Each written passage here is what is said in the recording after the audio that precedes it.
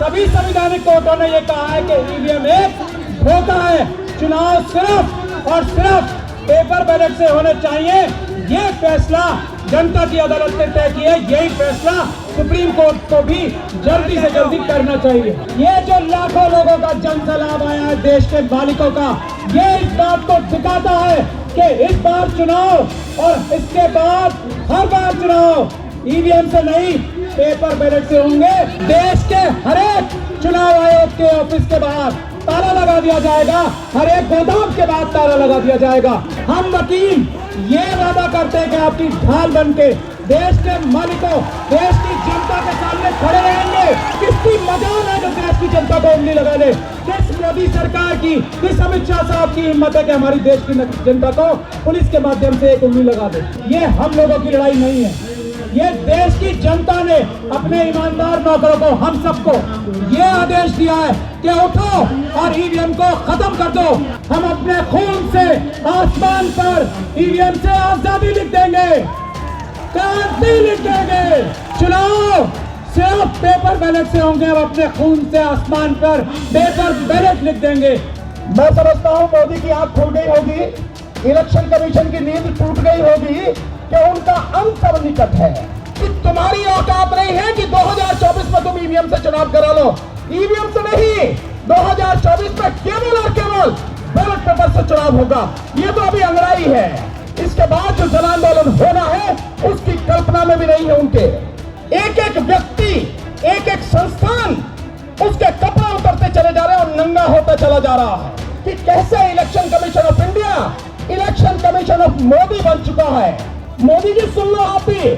और election commission जो गुलामी कर रहा है मोदी जी की, जो तलवे चढ़ रहा है मोदी के, वो इलेक्शन जो डराता है लोगों को, हमें आके डरा, हम बताएंगे तुझे कैसे डराता है। तेरी औकात हम बताएंगे क्या है तेरी औकात। सुप्रीम कोर्ट से फैसला तभी आ सकता है जब सुप्रीम कोर्ट से बड़ी अदालत, जो कि जनता की अदालत है, वो सड़कों पे आके ये फैसला कराए कि सुप्रीम कोर्ट के जज जो जनता के नौकर हैं, वो जनता की आवाज पे वही फैसला करे जो पूरी दुनिया के सभी संवैधानिक कोर्टों ने ये कहा है कि ईवीएम एक धोखा है। चुनाव सिर्फ और सिर्फ पेपर बैलेट से होने चाहिए। ये फैसला जनता की अदालत ने तय किया। यही फैसला सुप्रीम कोर्ट को भी जल्दी से जल्दी करना चाहिए। अब आज धारा 144 के बावजूद, सारे दिल्ली के बॉर्डर्स पे पुलिस के बावजूद, ये जो लाखों लोगों का जन सैलाब आया है देश के मालिकों का, ये इस बात को दिखाता है कि इस बार चुनाव और इसके बाद हर बार चुनाव ईवीएम से नहीं पेपर बैलेट से होंगे। हमारे देश से कोने कोने से आए हुए बहादुर नेता, जो असली नेता है, वो सभी मौजूद हैं। अगर वो आप आज ऐलान करते हो तो चुनाव आयोग के ऊपर आज ही ताला लगा दिया जाएगा। अगर वो पेपर बैलेट से चुनाव कराने के लिए तैयार नहीं होता, देश के हर एक चुनाव आयोग के ऑफिस के बाहर ताला लगा दिया जाएगा, हर एक गोदाम के बाद ताला लगा दिया जाएगा। यह संवैधानिक काम होगा, यह गैर संवैधानिक नहीं। मैं एक बात यह कहना चाहता हूं कि ये पुलिस जो आप लोगों को रोक रही है, ये गैर कानूनी काम कर रही है। मैंने पहले बोलने की निवेदन भी इसलिए की थी कि आज इस तरह के प्रोग्राम्स को रोकने की पुलिस के पास कोई कानूनी ताकत नहीं है। आज वही केस एक हाईकोर्ट में लगा हुआ है, मुझे यहाँ से वही जाना है। पुलिस ये अपराध करती है अगर आप लोगों को यहाँ रोकती है, ये मैं बताना चाहता हूँ। और वकीलों की जिम्मेदारी है ये कि वो ढाल बन के आप लोगों के आगे खड़े हो। अगर पुलिस कोई गैर कानूनी काम आपके साथ करती है, हम वकील ये वादा करते हैं कि आपकी ढाल बन के देश के मालिकों, देश की जनता के सामने खड़े रहेंगे। किसकी मजाल है जो देश की जनता को उंगली लगा दे?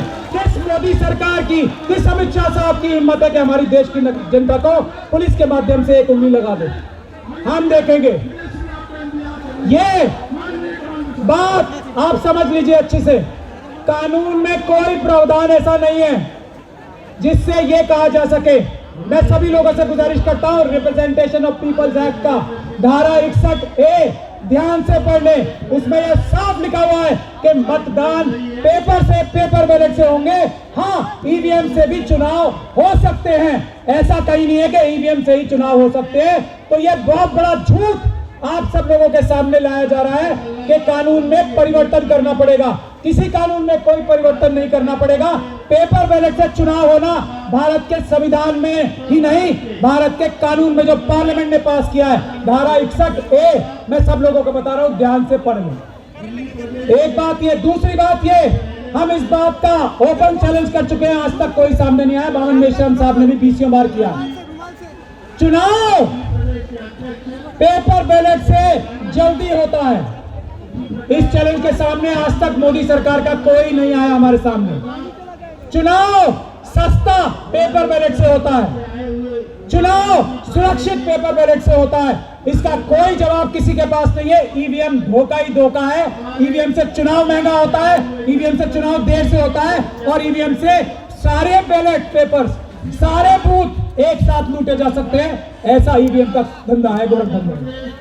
तो हम यही कहना चाहते हैं, हमारी एक छोटी बहन डॉक्टर ऋतु भी एक लड़ाई लड़ रही है यूनिवर्सिटीज में। मैं ये चाहता हूं बामन मेश्राम साहब से भी और आप सब से भी, यूनिवर्सिटीज में भी ये ईवीएम की लड़ाई बुलंद होनी चाहिए। और उसके लिए हम लोग सब, हमारे डॉक्टर ऋतु जैसे बहनों से और स्टूडेंट से कहें कि स्टूडेंट्स यूनिवर्सिटीज में ताले लगा दे, क्योंकि अगर ईवीएम से चुनाव होगा तो यूनिवर्सिटियां वैसे ही बंद कर दी जाएंगी। हम स्टूडेंट से देश के आह्वान करते हैं वो करें। और मैं आखिरी 2 बातें कहकर अपनी बात खत्म करना चाहता हूं। पहली, ये हम लोगों की लड़ाई नहीं है, ये देश की जनता ने अपने ईमानदार नौकरों को, हम सबको ये आदेश दिया है कि उठो और ईवीएम को खत्म कर दो, पेपर बैलेट से चुनाव कराओ। ये देश की जनता का आह्वान है, देश की जनता का आदेश है।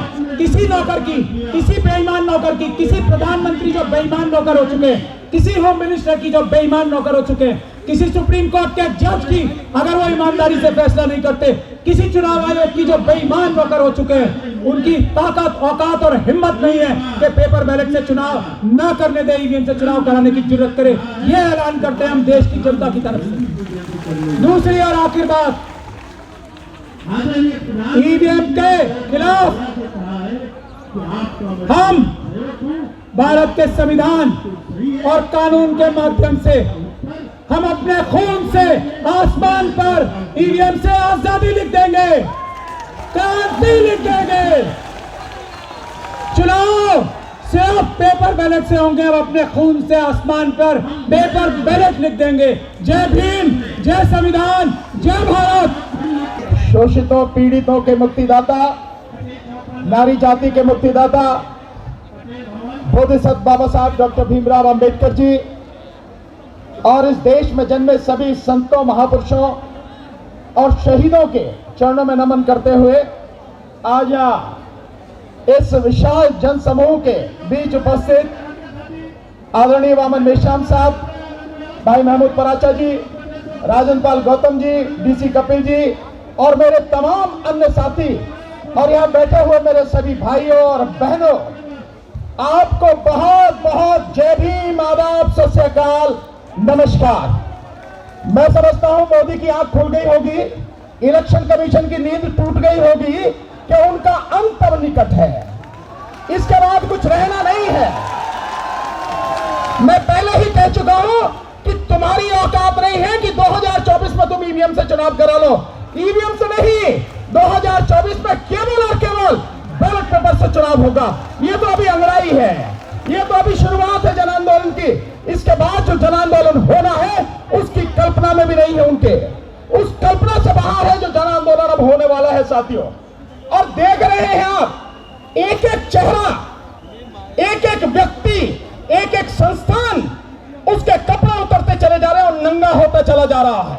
और नंगा होता चला जा रहा है कि कैसे election commission of India election commission of Modi बन चुका है। इलेक्शन कमीशन ऑफ मोदी, और किस तरह से मोदी जी, सुन लो आप भी, और इलेक्शन कमीशन जो गुलामी कर रहा है मोदी जी की, जो तलवे चढ़ रहा है मोदी के, वो इलेक्शन जो डराता लोगों को, हमें आके डरा, हम बताएंगे तुझे कैसे डराता है, तेरी औकात हम बताएंगे क्या है तेरी औकात। वो इलेक्शन कमीशन इस बार 2 का अंत होगा।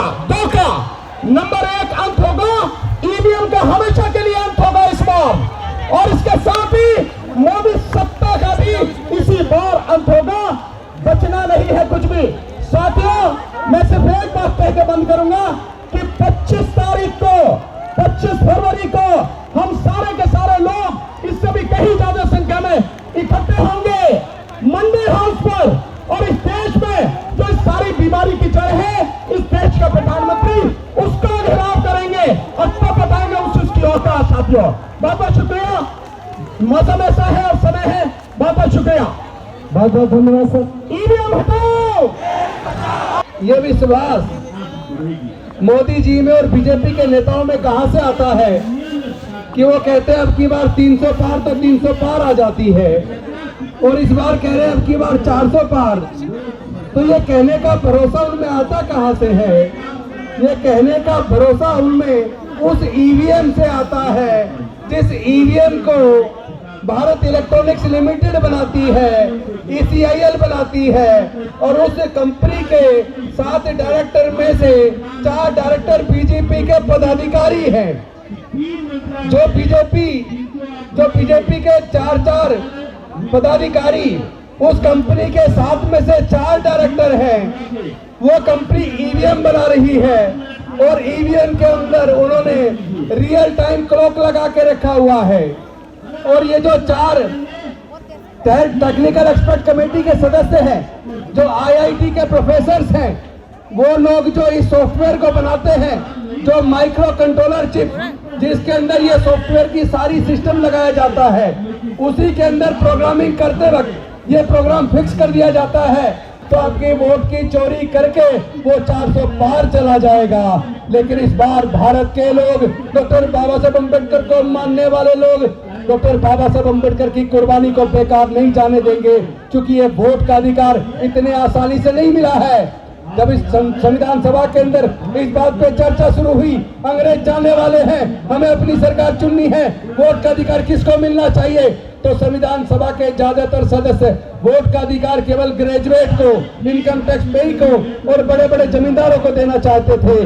लेकिन डॉक्टर बाबा साहब अम्बेडकर जी ने सोचा, इस मनुस्मृति की वजह से जो धार्मिक बंदिश थी, हमारे लोगों को पढ़ने का अधिकार नहीं था तो हमारे लोग ग्रेजुएट नहीं बन पाए, हमारे लोगों को व्यापार करने का अधिकार नहीं था तो हमारे लोग व्यापारी नहीं बन पाए, तो इनकम टैक्स पेई भी नहीं बन पाए, हमारे लोगों को संपत्ति का अधिकार नहीं था तो हमारे लोग जमींदार भी नहीं बन पाए। इसका मतलब ये लोग भारत के दलित, पिछड़े, आदिवासी को और महिलाओं को ये वोट का अधिकार नहीं देना चाहते।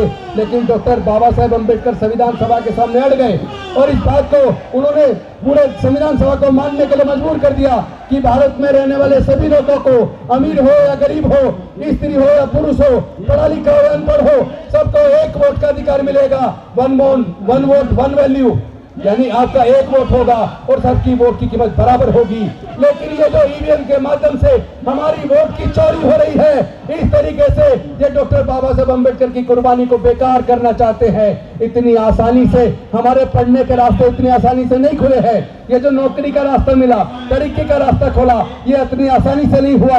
इसको दिलाने के लिए डॉक्टर बाबा साहब अम्बेडकर जी ने अपने 5 में से 4 बच्चे गंवा दिए, अपनी जवान पत्नी माता रमाबाई को गंवा दिया। तो हमारा सब कुछ इन्होंने जो लूटा है, ये अब चूंकि बाबा साहब ने जो रास्ता खोला था, इन्होंने शिक्षा को महंगा करके वो रास्ता बंद कर दिया और सब कुछ प्राइवेटाइज करके नौकरी का रास्ता बंद कर दिया, ठेकेदारी पर फैला दी और अब ईवीएम के माध्यम से हमारी वोट की ये चोरी करते हैं। हर प्रकार की कुर्बानी देकर हम बैलेट पेपर वापस ला के रहेंगे। बहुत बहुत धन्यवाद। नमो बुद्धाय। जय हिंद, जय भारत।